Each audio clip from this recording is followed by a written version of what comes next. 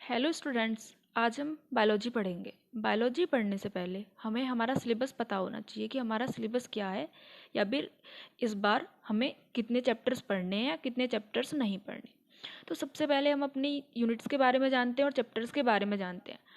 First unit है हमारी जनन। हमारी फर्स्ट यूनिट जनन में हमारे 4 चैप्टर्स हैं। फर्स्ट जीवों में जनन, सेकंड पुष्पी पादपों में लैंगिक प्रजनन, थर्ड हमारा मानव जनन एंड फोर्थ जनन स्वास्थ्य। जिसमें से हमें फर्स्ट चैप्टर जीवों में जनन इस बार नहीं पढ़ना है क्योंकि ये आउट ऑफ सिलेबस कर दिया गया है।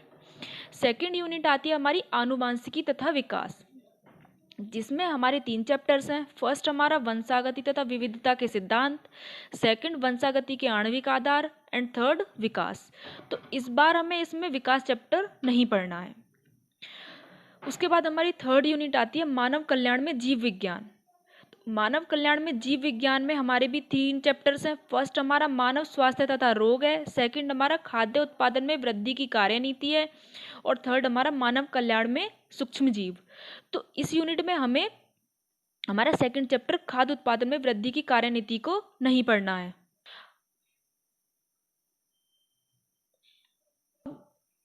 अब आती है हमारी यूनिट फोर्थ, जैव प्रौद्योगिकी। तो जैव प्रौद्योगिकी में हमारे 2 चैप्टर्स हैं। फर्स्ट हमारा जैव प्रौद्योगिकी सिद्धांत व प्रक्रम, सेकंड हमारा जैव प्रौद्योगिकी एवं इसके उपयोग। तो इस यूनिट में हमें हमारे दोनों ही चैप्टर्स पढ़ने हैं। उसके बाद आती है हमारी 5th यूनिट पारिस्थितिकी। तो पारिस्थितिकी में हमारे 4 चैप्टर्स दिए हुए हैं। 4 में हमारा फर्स्ट है जीव और समष्टियाँ, सेकंड हमारा पारितंत्र है, थर्ड हमारा जैव विविधता एवं संरक्षण है, फोर्थ हमारा पर्यावरण के मुद्दे है। तो इस बार इसमें से 2 चैप्टर्स हमारे हटा दिए गए हैं, पारितंत्र और पर्यावरण के मुद्दे। तो कुल मिलाकर हमारे इस बार 5 चैप्टर्स हमारे आउट ऑफ सिलेबस कर दिए गए हैं। हाँ, तो जैसा कि हमें पता है कि हमें फर्स्ट यूनिट में हमारा फर्स्ट चैप्टर हमें नहीं पढ़ना है जो जीवों में जनन है। तो हम अपने सेकंड चैप्टर से स्टार्ट करते हैं, पुष्पी पादपों में लैंगिक प्रजनन क्या होता है। तो सबसे पहले हमें पुष्पी पादपों में लैंगिक प्रजनन पढ़ने से पहले हमें पुष्प के बारे में पता होना चाहिए या फिर पुष्पी पादपों के बारे में पता होना चाहिए कि ये क्या होते हैं, और दूसरा लैंगिक प्रजनन क्या होता है ये हमें पता होना चाहिए। आज के हमारे टॉपिक्स हैं पादप का लैंगिक जनन यानी पुष्प। पुष्प के बारे में तो हमें पता ही होता है कि पौधे का सबसे खूबसूरत भाग जो होता है वो हमारा पुष्प होता है। यानी कि हम ये भी कह सकते हैं कि पौधे का सबसे खूबसूरत भाग या पौधे का जननांग जिसे हम बोलते हैं वह हमारा पुष्प कहलाता है। अब हम जानेंगे कि पुष्प की संरचना कैसी होती है और इसके विभिन्न भाग यानी कि पुंकेसर, स्त्रीकेसर, परागकण किसे कहते हैं या पुमंग क्या होते हैं। यहाँ हमें एक पुष्प की संरचना दिखाई गई है और पुष्प के जितने भी भाग हैं या फिर जितने भी चक्र हैं उसके बारे में हमें बताया गया है। सबसे पहले ये एक पुष्प की संरचना है। पुष्प की संरचना के बारे में सबसे पहले हम ये जानेंगे कि पुष्प के कितने पार्ट होते हैं और ये पार्ट किस चीज़ को बताता है कि पुष्प में इसका क्या महत्व है। सबसे पहले आता है पुष्प का पुष्पासन। पुष्पासन क्या होता है? ये जो पार्ट हमें दिख रहा है यानी कि पुष्पासन सबसे ही हमें पता चल जाता है पुष्प का आसन। तो ये जो पार्ट हमें दिख रहा है ये होता है पुष्प का आसन। उसके बाद हम इसके फर्स्ट स्टेप की तरफ आते हैं। इसका फर्स्ट जो स्टेप है यानी बाह्यदल, जो इसकी ये पंखुड़ियाँ होती हैं बाहर को, ये होती हैं बाह्यदल। बाह्यदल को हम इसका प्रथम चक्र भी कहते हैं और इसकी जो इकाइयाँ होती हैं जिसे हम इंग्लिश में सेपल्स कहते हैं, और ये हरे रंग की होती हैं और क्या करती हैं, ये पुष्प की कलिका अवस्था में इनकी सुरक्षा करती हैं। उसके बाद हमारा सेकंड चक्र आता है हमारा दलपुंज।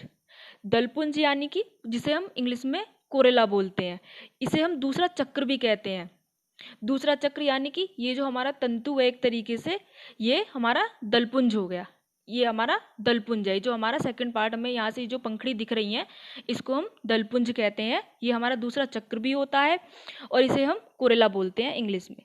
ये रंगीन और सुगंधित होती हैं, जिसमें इनका काम क्या होता है, ये क्या करती हैं, ये कीटों को अपनी ओर आकर्षित कर परागकण की जो क्रिया होती है उसमें ये सहायक होती है।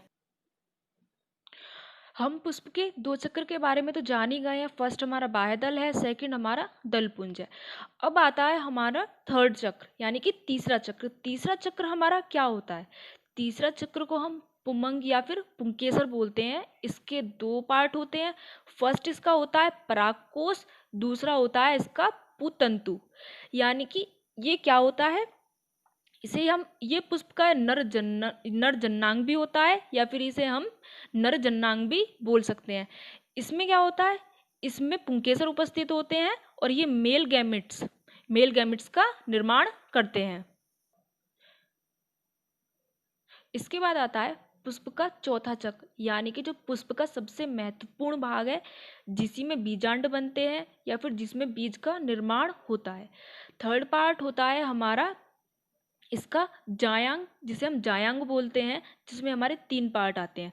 फर्स्ट आता है हमारा वर्तिकाग्र, सेकंड आता है हमारा वर्तिका और थर्ड आता है हमारा अंडाशय। तो ये जो सब हमारी घुंडी नुमा एक टोपी सी दिखाई दे रही है, इसको हम बोलते हैं वर्तिकाग्र। और ये जो एक नली है, ये हमारी वर्तिका है।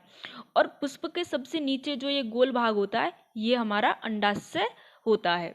यानी कि ये हमारा मादा जन्नांग भी होता है और हमारा चौथा चक्र भी हम पुष्प में इसी को बोलते हैं। इसका क्या काम होता है? इसका काम होता है यानी कि जितने भी परागकण होते हैं वो वर्तिकाग्र से होते हुए वर्तिका में आते हैं, वर्तिका से होते हुए फिर वो अंडाशय में आते हैं, अंडाशय में ही बीज का हमारे का निर्माण होता है और उसके बाद जो हमारा फल बनता है वो यहीं पे हमारा पूरा तैयार होता है। तो आज का जो हमारा टॉपिक था वो था हमारा पुष्प, कि पुष्प क्या होते हैं और पुष्प की संरचना क्या होती है। कोई भी चैप्टर, ये चैप्टर हमें शुरू करने से पहले हमें ये पता होना चाहिए कि हमारा पुष्प क्या होता है, हमें पुष्प किसे कहते हैं या फिर पुष्प की संरचना क्या होती है। उसके बाद में ही हम पुष्प के लैंगिक प्रजनन के बारे में कुछ अच्छे से पढ़ सकते हैं।